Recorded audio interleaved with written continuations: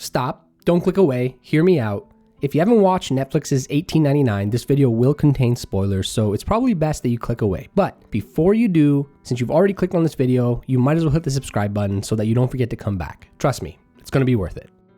And finally, it's here, 1899. Created by the same people who made one of my favorite TV shows of all time, Dark, I knew that 1899 was going to be a huge mind when it was first announced, and honestly, I couldn't wait. The first season started off strong and definitely made my brain a bit tired. So in this video, we're going to be explaining the ending and some of the confusing things that happened in the show, as well as give you all a prediction of what we think is going to happen in season 2. The last episode of 1899 left us with more questions than answers, but we'll try our best in this video to explain what happened and what all of this means going forward, as well as a theory of what we think is going to happen in season 2. Leave a comment about anything else that you thought was cool and that we may have missed. Okay, but enough of that, let's actually jump into it.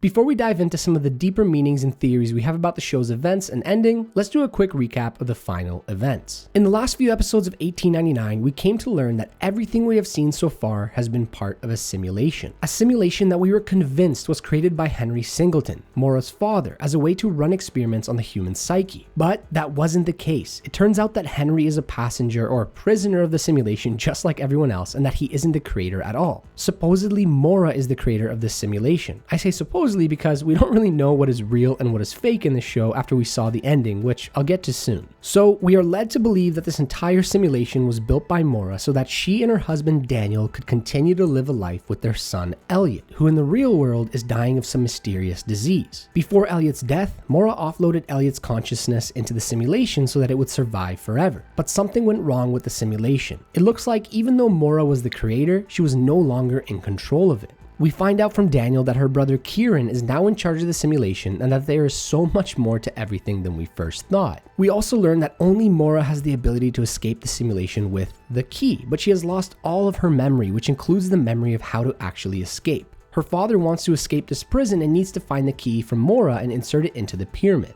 When he finally does get the key, it doesn't work because Daniel has reprogrammed the escape mechanism to be something else. In this case, the pyramid toy in Elliot's room and the wedding ring that Mora has. The simulation is programmed in such a way that it lasts for 8 days and then restarts from the beginning, which means that even though people are dying of what seem to be very real deaths within the simulation, they are basically reborn again with no recollection of the previous events in the next run of the simulation. The actual entrance to the ship or simulation isn't programmed into anyone's memory, which is why no one can remember actually getting on the Kerberos. In the final scene of 1899, we see Mora escape the simulation. She has a device over her head, and after taking it off, we come to learn that she is actually on a spaceship called Prometheus, and it has 1,423 passengers and 550 crew members. She looks around the room and sees many of the same passengers that were on the Kerberos, but one of the seats has a missing passenger. She walks up to the computer where there is a printed note stuck to the screen saying, "May your coffee kick in before reality does," which is the same text we saw in the books within the simulation. The computer boots up and finally receives a message from Kieran saying, "Welcome to reality."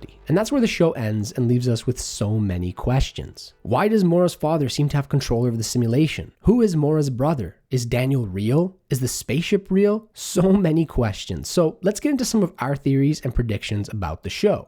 The show turned it up to 11 near the end, and I'm certain that there will be a second season. I wouldn't be surprised if it's already been renewed behind closed doors and they're just waiting to see if it does well enough with audiences, or waiting before somewhat spoiling that the show doesn't come to a finite conclusion.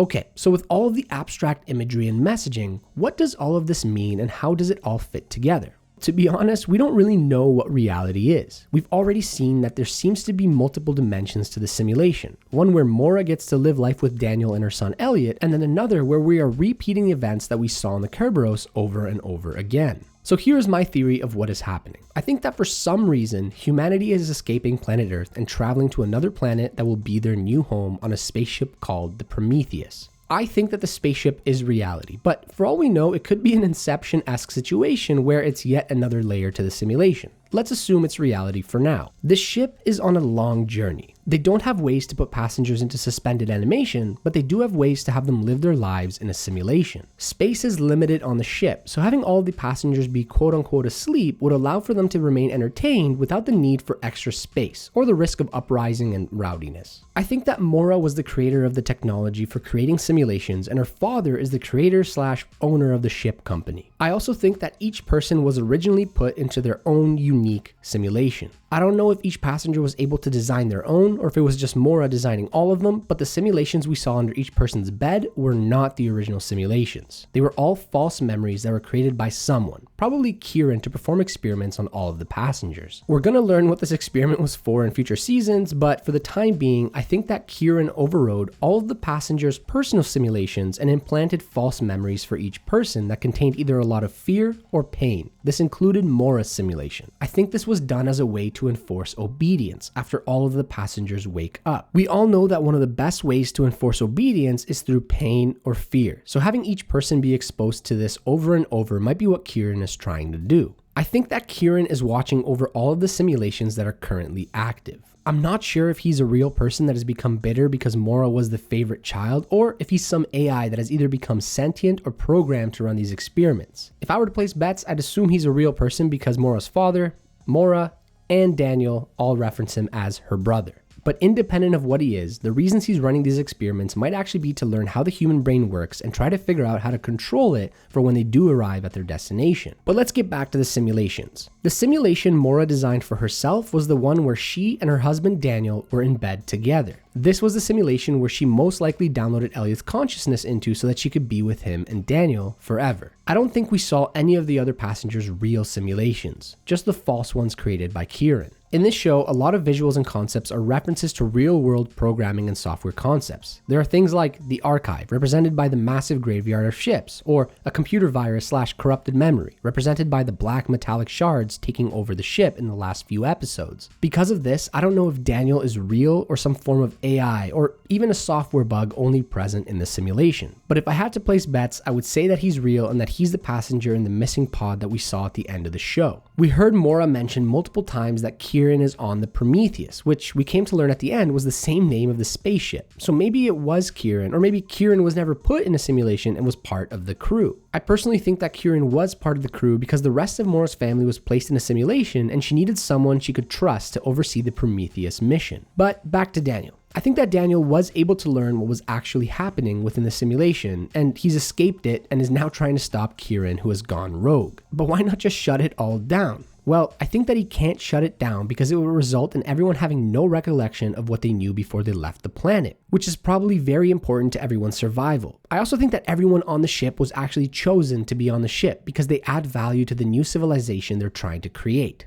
Kieran might be trying to learn about the human brain to try and control it, but still keep certain memories that are important to starting humanity up again on the new planet, but now under his control. This show gave me some strong Fallout vibes, where most of the vaults were designed to have some experiments running in them and were overseen by an overseer, in this case, Kieran. Assuming Daniel is real, he seems to be hacking the system in an attempt to wake Mora, who has a much better understanding of how the simulation works since she is the one who created it in the first place. I think in future seasons we will see Mora and Daniel working together to try and wake up more key people out of the simulation in an attempt to stop Kieran from learning how the human brain works and taking over.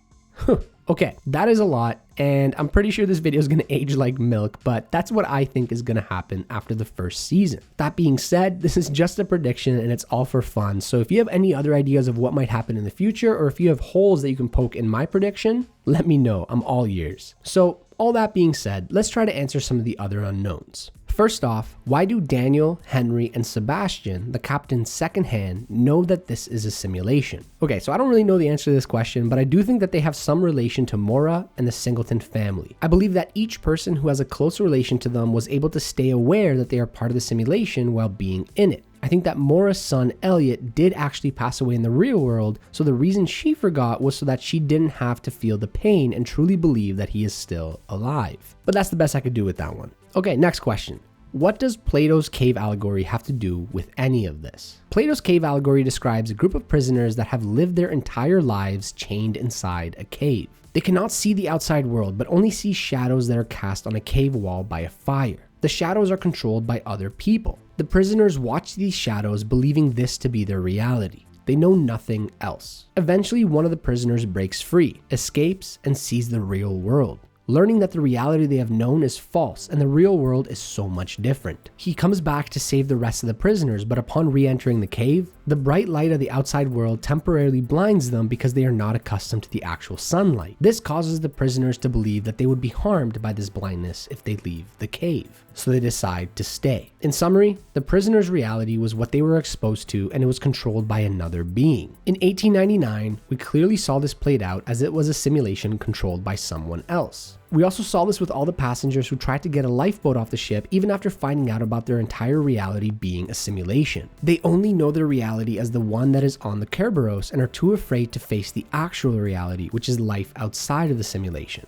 Their reality is the one controlled by Kieran, and even after they have been exposed to so much evidence, they are still deciding to stick with the reality that they know. Other than Ake, who has been exposed to so much more than the others and has come to trust Mora enough to follow her. Okay, another question. What does the quote, "May your coffee kick in before reality does," actually mean? This isn't a quote created by the showrunners. It's been used on mugs and t-shirts in the past. The general idea is that people tend to live very repetitive and mundane lives. They wake up, go to work, come home, repeat. In the morning, they drink their coffee as a way to boost energy before the reality of their day kicks in. In 1899, everyone aboard the Kerberos was stuck in a repetitive loop that lasted 8 days, similar to how people's lives tend to be repetitive. To be honest, I don't know if there's a deeper meaning to this quote or if it's just a small jab at the people who are part of the simulation and the rest of us watching. But that's it for this video. If anyone has more information about things I discussed, or if you have your own theories, I want to hear about them. Please leave a comment below. I think the show has a lot of potential to be truly great, and I want to have an awesome discussion with all of you in the comments. If you haven't subscribed yet, make sure to subscribe for more great videos about movies and TV shows, and until next time, have a good one.